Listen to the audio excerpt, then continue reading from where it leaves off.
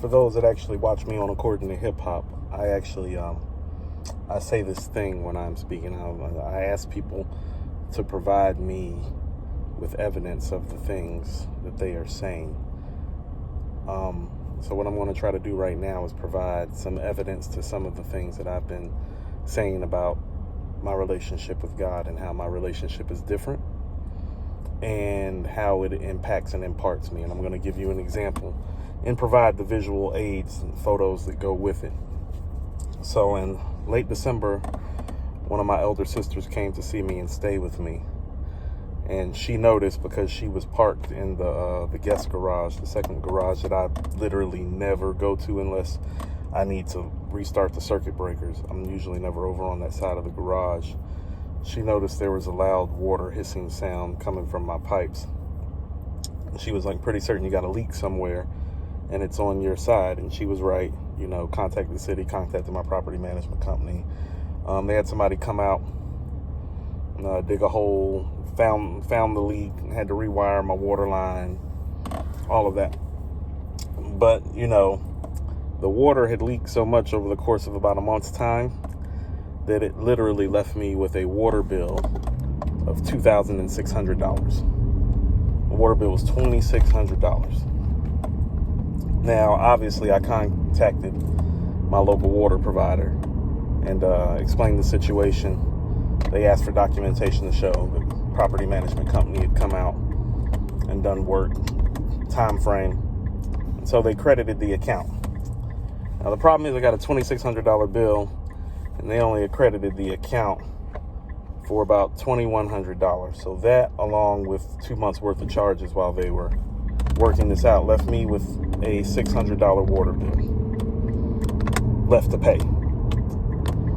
Now, between my schedule, which is always busy, and between my daughter's schedule, which is always busy, and her being with me half the time, my water bill is usually pretty low. My water bill is usually between $35 to $50 a month. So the $600 that I'm sitting with is actually more water than I usually use in an entire calendar year. But about my relationship, I really, and I want people to pay attention to what I'm saying, I really prayed about it. And I really put it in his hands and stopped worrying about it. And I know a lot of us, we talk about letting go and putting things in his hands. And I'm going to be frank with all of you. When you're lying to yourself about doing that. When you say that you're putting it in his hands, but you're really not, because you're afraid to. And one of the biggest things that I've learned lately is to truly let go and to let go completely. And I truly gave it to him. Now, water bill's not usually due somewhere between the 21st and the 27th of the month. But I actually decided the other day, just for some reason, someone was telling me I need to check this bill and take a look at it. Had no intentions of paying it yesterday when I took a look at the bill. But I go to the water site to pull up the bill, and the bill says zero. And it's early in the morning when I'm checking, so, partially I'm thinking, well, my eyes might be fooling me.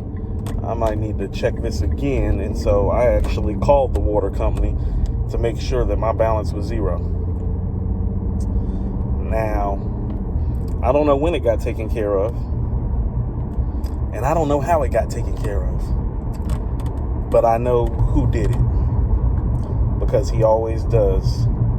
And the more that you have a relationship, and the more that you believe, and the more that you really let go and give it to him, it's just the more he does. And it's really that hard to get to that place, but it's really that simple. And I struggle with it sometimes too. I just know there are people out here that need to hear this, and just know that he's real, and he provides, and he does all things and performs miracles and blessings on the daily. Some of you need to be seeking more wise counsel. One of the things that I've struggled with at times is seeking counsel of people who do not mean me well. Sometimes wise counsel is right in front of you, and you just need to pay attention to the people who know more than you about stuff.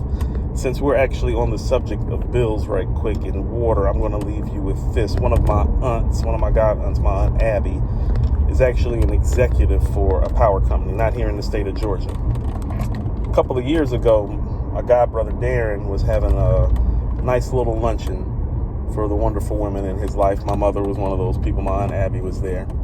His mother was there, of course. But Aunt Abby in that luncheon said something that stuck with me, and this is wise counsel from a power executive. She said, Ahmad, unplug everything in your house.